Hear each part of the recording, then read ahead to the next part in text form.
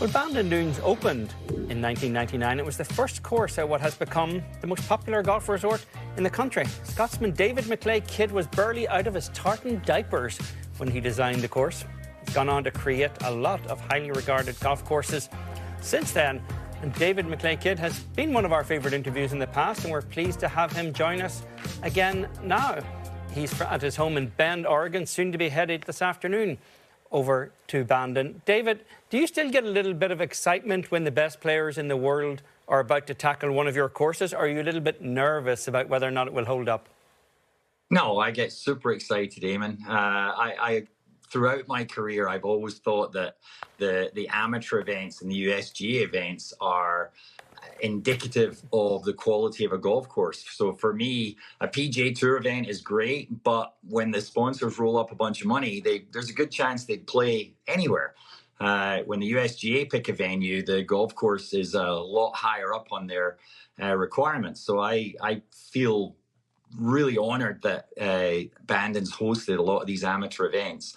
And I'm super excited, especially to see the women play it. David, 9 now USGA competitions. That's a lot of data that you have to sort of see how Bandon Dunes has presented itself for the very best players. What's sort of been your biggest takeaway since that started back in 2007?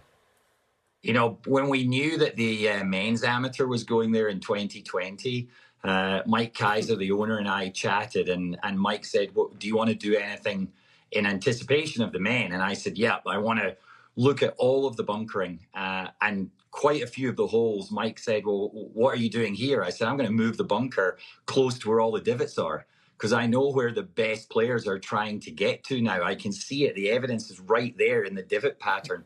So I can move bunkers relative to exactly where divots lay, which as a designer, especially on a links course on the coast, you don't know exactly where the balls are going to come to rest. But after 20 years of play, you can see where the divots are, and you know exactly the aggressive attacking line that players are trying to take, and you can either remove it or defend it. The US Amateur was played on Bandon Dunes in 2020. Now the best women are going there. David, do you anticipate it playing appreciably different for the women than it played for the guys? You know, as you know, Eamon, I caddied for my wife when she was playing professionally, so I've got a fair amount of experience watching professional or high-level amateur women playing. You know, it really taught me, I really understood their swing speed is slower, the spin rate is obviously slower, trajectories are lower. A course like Bandon suits that game perfectly. They're going to be able to use the contours, use the wind to their advantage. When the men played in 2020, you know, these are young college players, a lot of them. They've got such amazing swing speed that they, no matter, even if it was obvious to bounce the ball into position, they almost can't help themselves. They're going to try and flight everything in with a giant amount of spin and see if they can stop it. And as we saw during the men's amateur, they didn't. And a lot of the time, pars were winning holes.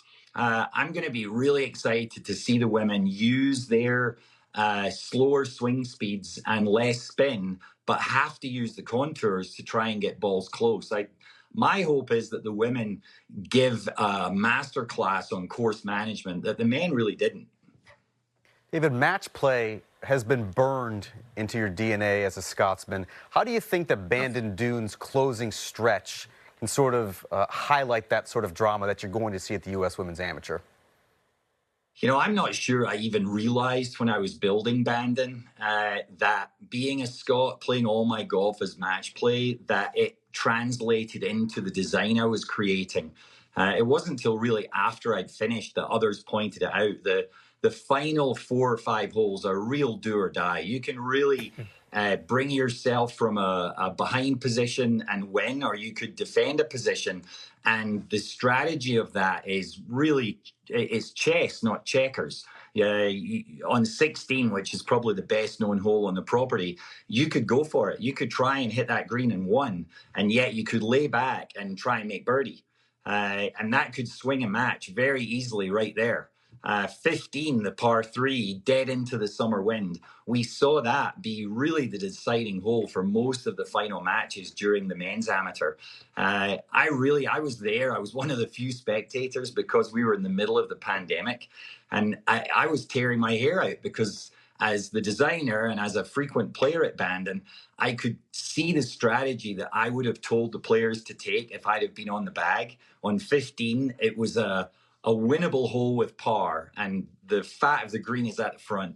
And I would have been telling my player, just put the ball in front of that green and 2-putt back there and let the other guy go for it. Because if he misses the green, which was very easy to do, he'll be lucky to make bogey. And so there's a lot of course management at Bandon, especially if the wind's going to blow, which it's August on the summertime in Oregon, it's going to blow. Well, count me among those who's been traumatised by that closing stretch at Bandon more times than I care to remember, and the opening stretch, for that matter as well. David, I see on the wall behind you a writing for Stream Song. You're working on a golf course there. You just this weekend opened the Scarecrow course at Gamble Sands up in Washington. You seem pretty busy. Tell us about some of the projects you have going. Well, Scarecrow up in Washington is the second course at Gamble Sands, which is almost on the Canadian border. It's about 3 hours inland from Seattle. We built the first course all fescue. The ball bounces and runs and chases everywhere.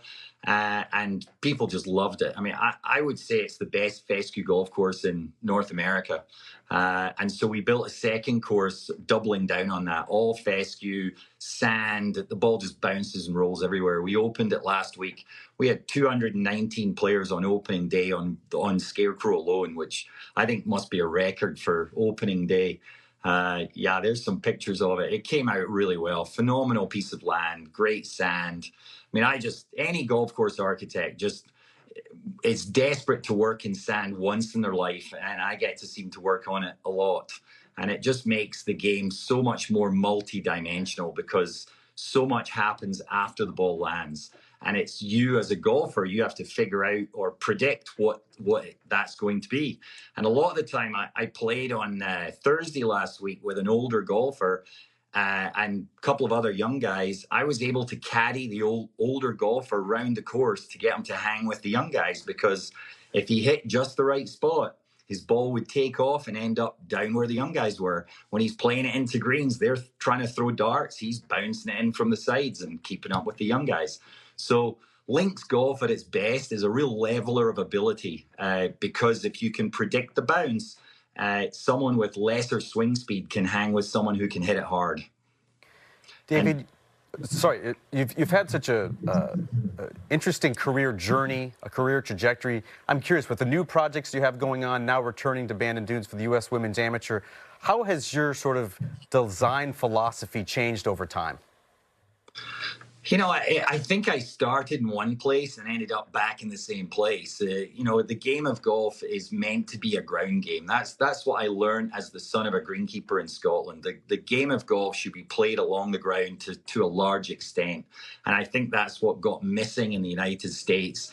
Over-irrigated golf courses, greens that are all pushed up in the air. So the only way to hit and hold is a fast swing speed. And that has removed a lot of that multi-dimensional element, the rub of the green, the luck of the bounce. These are all terms that come from the United Kingdom and Ireland. And the US, the design post World War II up until probably Bandon tried to remove that. And yet it's so integral to the game of golf. So in the middle, in my 40s, I probably lost the plot a little bit and was building golf courses that didn't really focus on it. But over the last decade or so, I've really doubled down on that, tried to build golf courses that really, really allow the ground game to excel. It doesn't mean you can't throw darts. I mean, if you're a flat-bellied 20-something and you can hit a wedge 180, go ahead. I'm not taking that club out of your hand.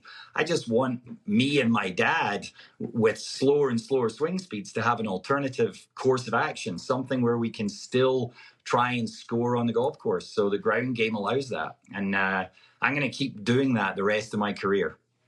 You say you started in one place and found your way back there, David. What do you wish you'd known when you were building Bandon Dunes that you know now?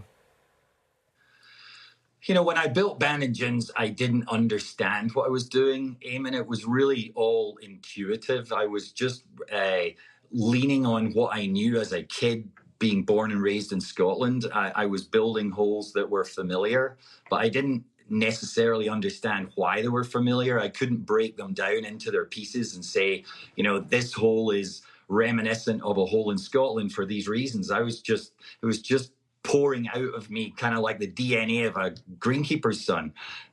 So when I really started to think about it, I think I wandered a little off course, and I was building courses that were hard. And then I realized that the game needed to be a ground game. It needed to be in the ground as well as the air. And I was able to really analyze it and think about, what does that actually mean? How does one actually create a golf course in that model, in different types of terrain and weather and surfaces, and how do you get that to happen? So that kid back in his 20s probably wouldn't have understood even if I whispered it in his ear. But thankfully, he knew just enough not to screw it up. He is David McLay Kidd, one of the finest exponents of the art of architecture. David, it's always great to spend time with you. Thank you. My pleasure, guys.